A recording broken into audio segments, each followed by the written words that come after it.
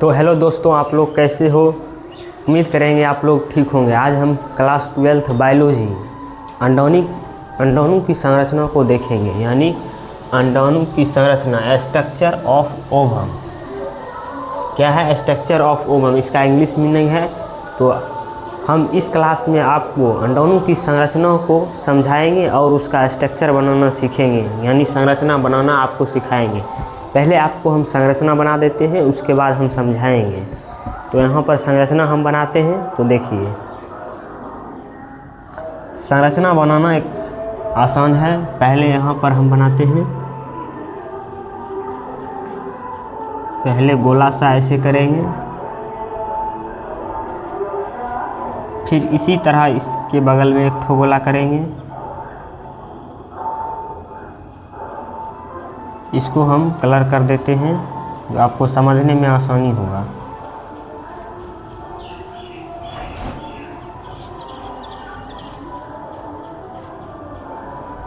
अब सिंपल सा इसको ऐसे ले जाएंगे। आप सिर्फ ध्यान से देखिए।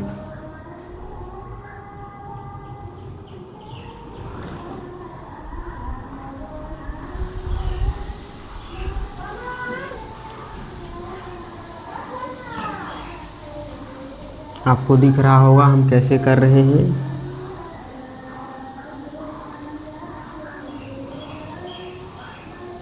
ये अंडाणु का संरचना बना रहे हैं। देखिए कैसे कैसे हम ले जा रहे हैं। थोड़ा फास्ट करते हैं।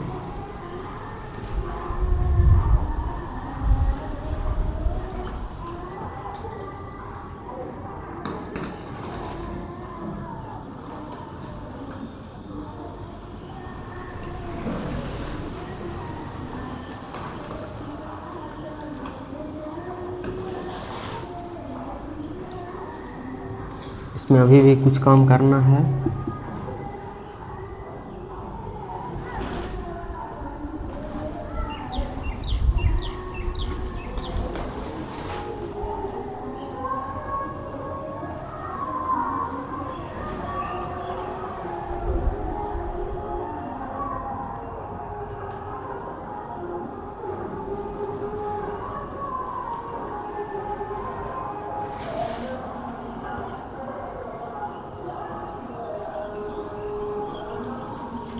तो आप देखिए सिर्फ, और आपके पास कॉपी, जब भी क्लास करिए ऑनलाइन कॉपी लेकर बैठिए और हमारे साथ बनाइए। साथ साथ बनाने से प्रैक्टिस होता है। कोई भी चीज़ एक बार में नहीं हो जाता है। एक बार नहीं बनता है, 2 बार बनाइए, 2 बार नहीं बनता 3 बार बनाइए। एक समय ऐसा आएगा कि बन जाएगा।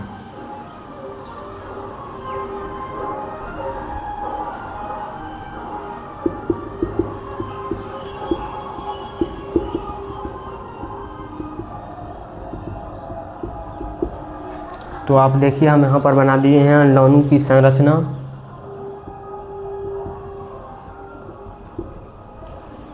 ये हमारा हो गया अंडाणु की संरचना, यानी अंडाणु की संरचना, स्ट्रक्चर ऑफ ओवम। तो अब इसका हम नामकरण करते हैं। तो आप यहाँ पर देखिए, नामकरण हम करते हैं इसका।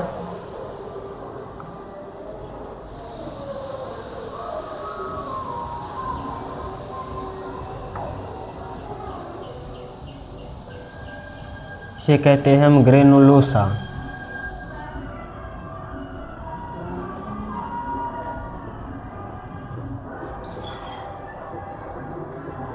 ग्रेनुलोसा कोशिका।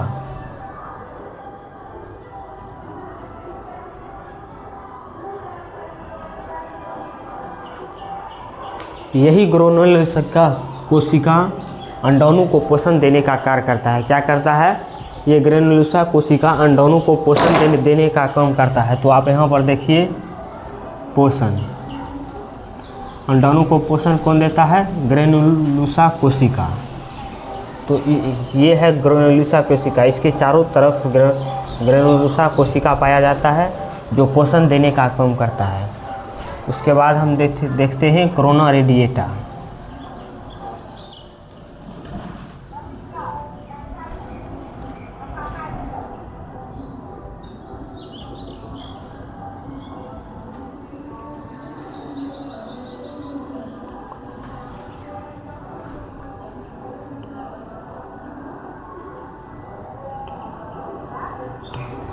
ये हो गया हमारा कोरोना रेडिएटा। ग्रेनुल्स का कोशिका पोषण देने का काम करता है। और ये हमारा हो गया, जो आप ऐसे देख रहे हैं घुमा घुमा कर, ये हो गया कोरोना रेडिएटा। इसके बाद हम बात करते हैं जोन पेलुसिडा। जोन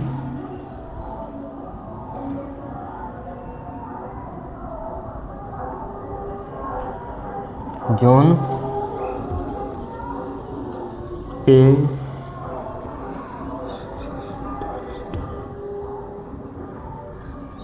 ये हो गया जोन पेलुसिडा। ये जो आप जोन पेलुसिडा देख रहे हैं, ये अंडाणु का सबसे कठोर भाग होता है, जो इस अंडाणु को सुरक्षा भी प्रदान करता है।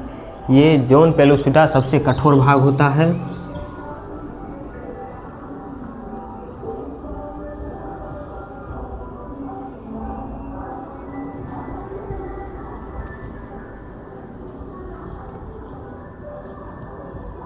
आप समझ रहे होंगे, ये जोन पेलुसिडा है। आप यहाँ पर देख सकते हैं, जो जोन पेलुसिडा कठोर भाग होता है। और ये हो गया कोरोना रेडिएटा।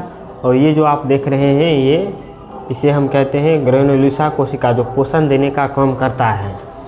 अब इसी जोन पेलुसिडा के अंदर कोशिका द्रव पाया जाता है। क्या पाया जाता है? कोशिका द्रव।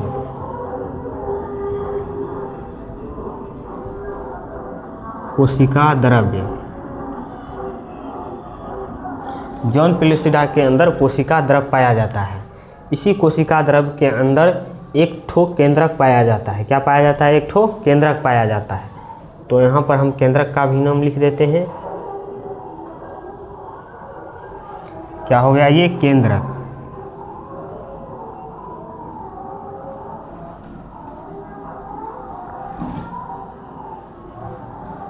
तो इसका हम यहाँ पर नामकरण कर दिए हैं अंडाणु की संरचना। ये हो गया अंडाणु की संरचना। सबसे बाहर में जो रहता है ग्रेनुलोसा कोशिका, वह अंडाणु को पोषण देने का काम करता है। उसके बाद वाले आवरण को कोरोना रेडिएटा कहते हैं। और कोरोना रेडिएटा का के बाद जो आता है, ये जो आप गोल सा देख रहे हैं, इसे हम जोन पेलुसिडा करते हैं। जोन पेलुसिडा अंडाणु का सबसे कठोर भाग होता है। और जोन पेलुसिडा के अंदर कोशिका द्रव पाया जाता है। इसी कोशिका द्रव के अंदर एक ठो केंद्रक पाया जाता है। तो उम्मीद है आप समझ रहे होंगे। तो इसका हम नामकरण कर दिए हैं। अब इसके बारे में हम समझते हैं। अंडाणु की संरचना तो आप बताकर समझा दिए हैं, यहाँ पर आप देख सकते हैं। और इसके बारे में अब हम समझते हैं। तो यानी अंडाणु दो आवरण में पाया जाता है। कितने आवरण में पाया जाता है अंडाणु? अंडाणु दो आवरण में पाया जाता है। तो अंडाणु के दो आवरण होते हैं, जिसे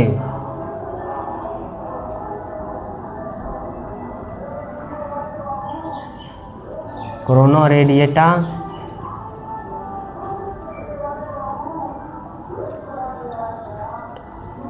पहला आवरण को कोरोना रेडिएटा कहते हैं। ये जो आप देख रहे हैं, ये पहला आवरण है, जिसे कोरोना रेडिएटा कहते हैं।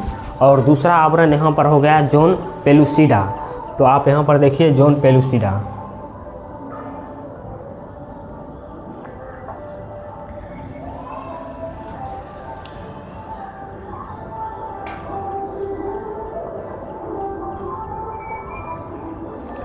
Zone pellucida.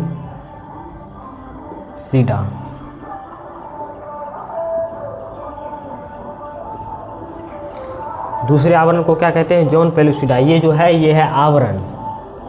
क्या हम बता रहे हैं? आवरण। कितने आवरण होते हैं?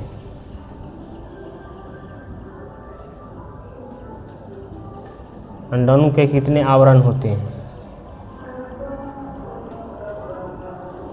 ये हो गया पहला आवरण और ये हो गया दूसरा आवरण। जोन पेलुसिडा सबसे कठोर भाग होता है। क्या होता है? जोन पेलुसिडा सबसे कठोर भाग।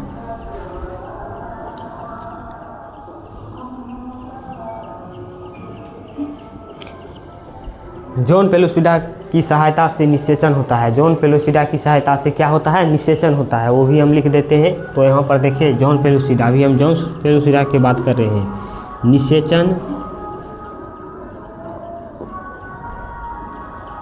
निषेचन में सहायता प्रदान करता है।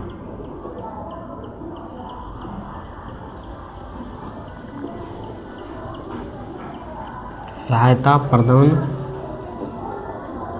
करता है। इसी जॉन पेलिसिडा के अंदर गुणसूत्र पाए जाते हैं जिसकी संख्या 23 होता है। कितना होता है? गुणसूत्र की संख्या 23 होता है।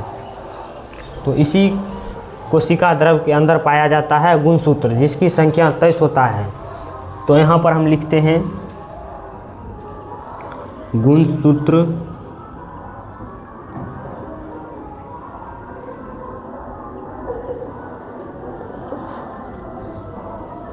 गुणसूत्र की संख्या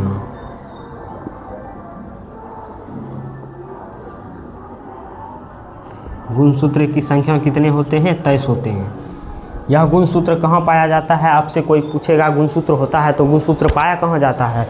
तो ये गुणसूत्र पाया जाता है कोशिका द्रव में। कहाँ पाया जाता है? कोशिका द्रव में।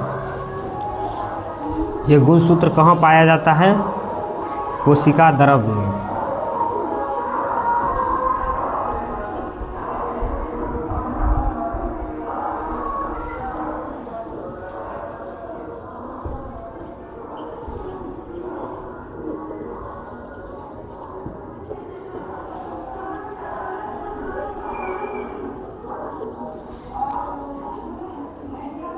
ये गुणसूत्र कहाँ पाया जाता है?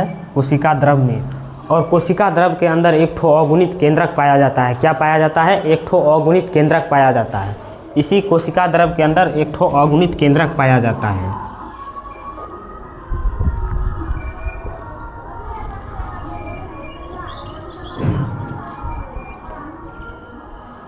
अगुणित केंद्रक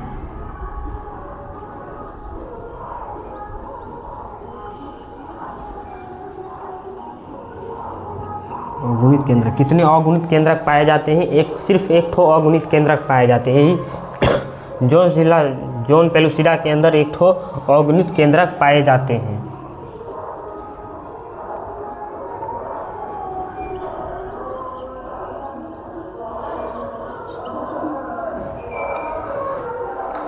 अब ग्रेनुलोसा कोशिका का क्या काम है? ये ग्रेनुलोसा कोशिका पोषण देने का कार्य करता है। क्या करता है? पोषण देने का कार्य।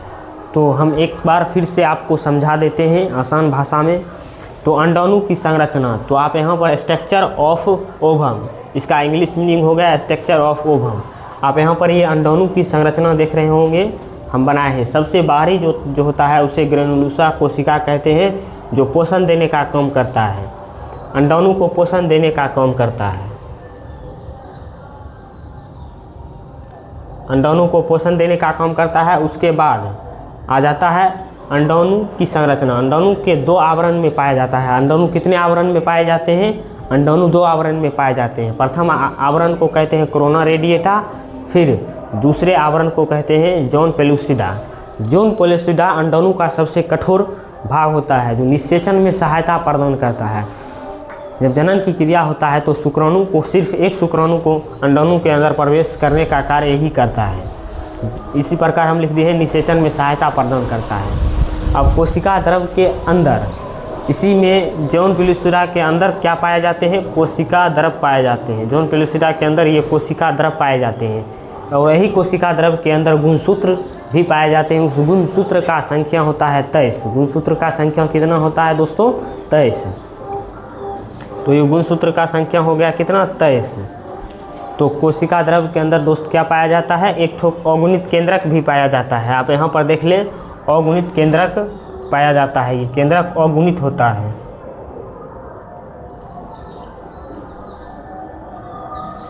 कितने आवरण होते हैं? 2 आवरण, कोरोना रेडिएटा, जॉन पेलिसिडा। यही जॉन पेलिसिडा के अंदर कोशिका द्रव पाए जाते हैं।